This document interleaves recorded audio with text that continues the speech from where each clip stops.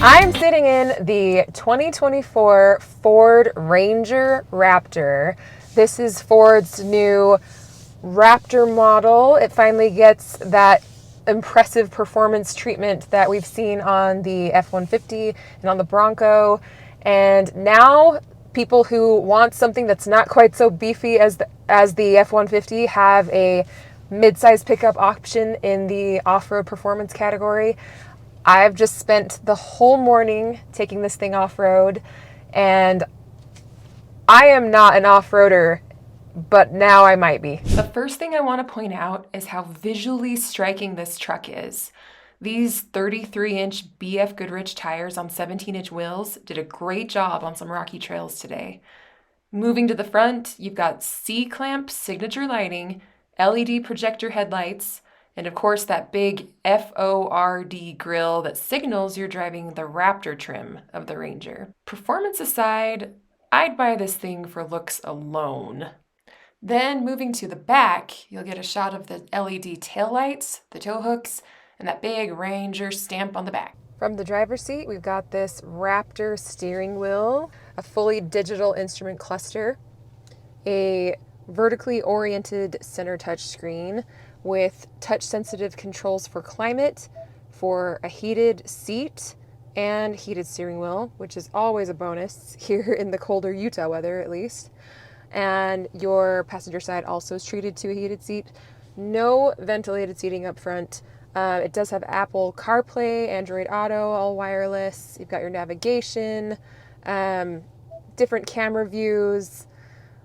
Ford makes it easy to see all around you for optimal off-road experience. Down here we've got our gear selector as well as our drive mode knob. Now we made good use of this today with putting it into four-wheel drive. Moving to the back, you can see how dirty my pants are first of all, but you can see that I've got a decent amount of leg room here. I'm 5'9", and so the seat is pushed forward just slightly up front, but I still have, even if it was pushed back several inches, still have plenty of space back here in this second row. Headroom's great. You don't feel too cramped. Even if you have someone sitting in the middle seat, there's lots of space back here. Here's how wide the door opens. As you come in here, we've got lower latches for car seats and boosters. And I will say the anchors feel like they're just a little bit hidden in there. So you might need to do a little bit of digging initially. You do get a center armrest with cup holders there. Another cool feature about the Ranger Raptor is that these back seats, just like in the regular Ranger, fold down flat, which will come in handy if you've got extra things to stow that aren't passengers. If you do become the proud owner of one of these new Ranger Raptors, Ford offers an exclusive new Ranger Raptor Assault School to teach owners how to off-road. Lucky me, I got to be one of the first to test out the Ranger Raptor Assault School, and it just happened to be right here in Utah, just an hour or so away from my hometown. The Assault School was about a 30-minute drive away from the Performance Center, so we got a chance to see how the Raptor Ranger handled on the road before we were about to take it up into the hills. Remember that massive center touchscreen because that is about to come in handy. School for today consisted of 2 lessons, a mountain climbing course and a speed course. My group got to hit the mountains first. Be mindful and keep your eyes on the trail. Utilize your front camera if needed, but there's some jagged rocks on the side of the trail that can steer clear. On the way down, we want you guys to be able to utilize all the different features of the truck, so you can go ahead and utilize your trail control for the descent, or you can turn that off and drive and use your left foot on the brake if need be. But it's your choice. If you're utilizing trail control 3 miles an hour down this part, 3 to 4 works very, very well. If you're deciding you want to drive yourself, left foot braking, smooth, slow, and controlled. I'll admit that as someone who hasn't off-roaded more than once in her life, I was a little intimidated at first. Luckily, the Ranger Raptor's camera system made things a whole lot easier. Now that we'd conquered the mountain, it was time to head down to the speed tracks. This included a handling course, a Baja course, and my personal favorite, the Ranger Raptor jump. Handling course was pretty smooth and easy. The Baja course, that was another story because Ford let us put it into the Baja driving mode, which, by the way, is an off-road only mode because it's meant to optimize your performance as you are gliding around those dirt corners as you see me doing here. Now, I didn't push this truck to its limits because personally, I didn't feel comfortable doing that, but I could definitely feel the effect of this driving mode. As my confidence built after a couple of laps, I started pushing it a little bit more, but they cut you off after 3 laps because they don't want you to do anything crazy or stupid that you might regret. These are capable trucks, but I didn't want to press my luck. The last part of the Ford Ranger Raptor Assault Driving School is the jump.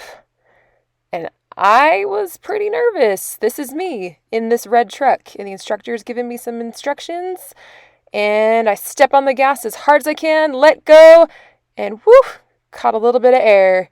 I was pretty proud of myself. That's not something that I ever thought I'd be able to do, and yet this truck made it look super easy. I learned so much at Ranger Raptor Assault School. The only problem is that it left me wanting so much more. I wanted to perfect my rock crawling capabilities, increase my confidence on the handling courses, and take that jump a few more times to see if I could catch a little more air. But one small taste was all we got.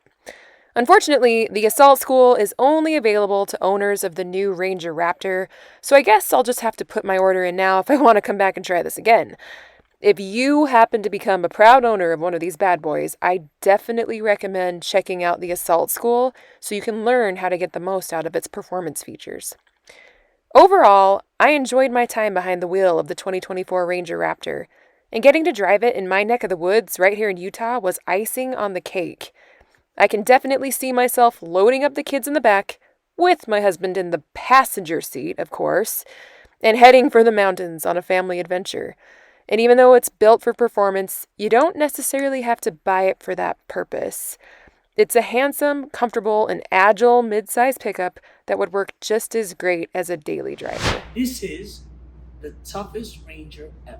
That's a lot to say for Ford Motor Company. Ranger customers pride themselves in being able to go off the beaten path with their selected adventure or challenges. We want more rugged and we want more modern. And this is really the expression of all that. This is the new truck, is the expression, is the new expression of tough rugged. Heading out onto the road in the 2024 Ford Ranger XLT. And this thing, right out the get-go, is pretty comfortable to drive. Now, I gotta say, I am thrilled that Ford is having this event here in Utah, here in Salt Lake City, because this is my hometown. This place is familiar to me, so I love that I'm driving it in conditions that I would normally be driving in these mountain, windy hills, and higher elevations, different terrain. I'm really excited to test this out and see what it does.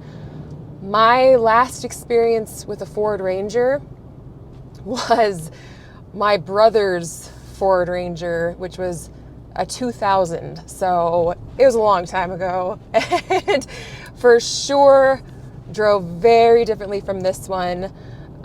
Ford has made a lot of tweaks to the Ranger. Obviously, it's had a full remodel recently, inside and out. It looks sharp. On the inside, it's nice and clean, it's comfortable. A feature that I really like as we were taking a tour of the inside of the cabin here is this second row, this bench seat. The back part of the seat folds down flat. I like that because that increases a little extra space for putting stuff in that second row. If you don't need actual passengers, you can haul more things and have it be more stable. And I think that's a brilliant idea. There's also under storage underneath the seats, which always comes in handy when you're driving a truck. I feel like you want to maximize on storage. Now, Ford said that in their research, they found that people's main complaint with the previous generation of Rangers was the performance. And so they have done a lot of work into making sure that this is a performance vehicle, that when you get behind the wheel, it is capable and confident in any situation that you would expect it to be in as a truck, as a mid-size pickup. They included a comparison test between the new Ranger and the newest Tacoma. I haven't taken the new Tacoma on-road and compared it directly with this Ranger, but they did put up a trailering course. Never in my life have I ever pulled a trailer, and they had this obstacle course with these cones that were so ridiculously tight that I thought, this is insane. I should just bow out because I'm going to smash every single one of these cones. And yet they wanted to demonstrate just how user-friendly the trailering system is on the Ranger, because it basically, it takes over for you. You have to take your hands off the wheel, you put it into the trailering mode, and it will steer things for you, and you only have to make minor adjustments with the knob in the center console. And you know, it took me a second to get used to it. I didn't knock out any cones when I was in the Ranger, but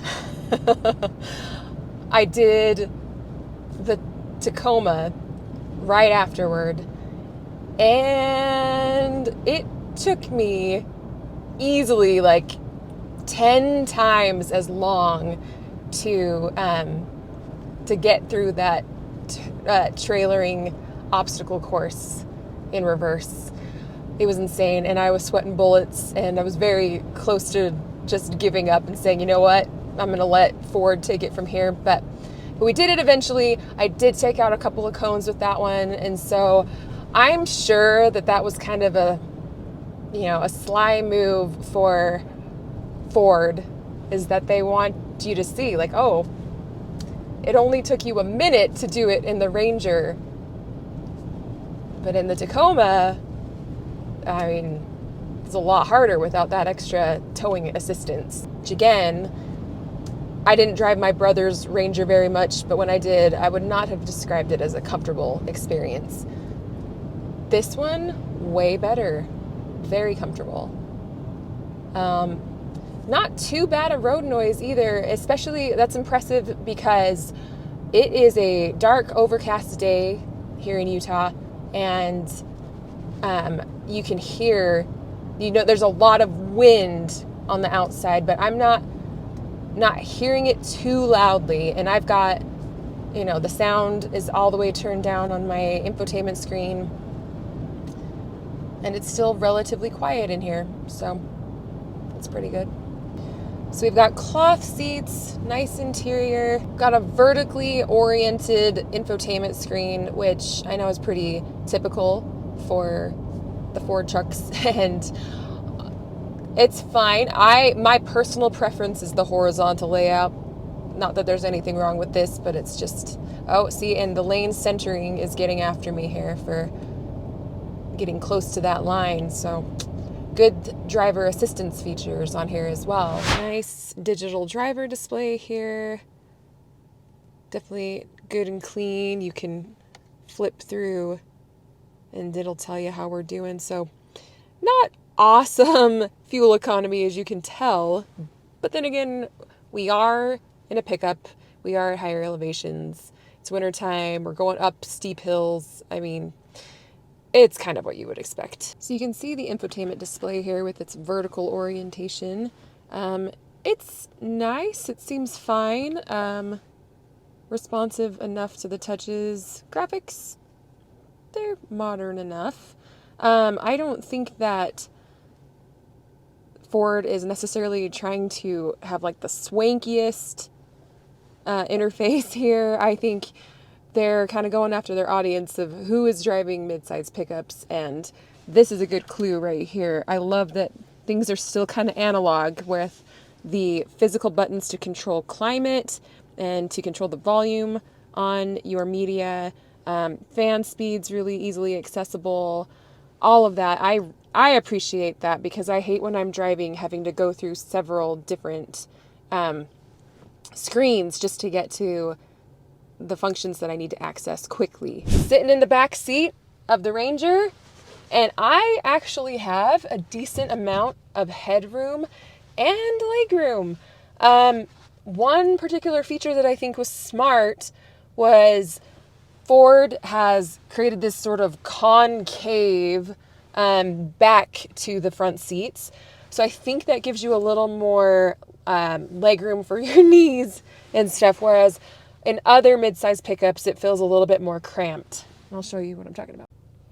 So you can see I am 5'9". That is where I would have the seat comfortably for me. So it might be a little bit farther forward than a taller passenger, but I still have really good legroom, way more than I was expecting for this size of a truck. Obviously, it's not as cavernous as full size, but for a mid-size pickup, I think that is pretty good. And among the ones that I have tested recently, I would say that the Ranger is probably the most spacious that we've tried so far.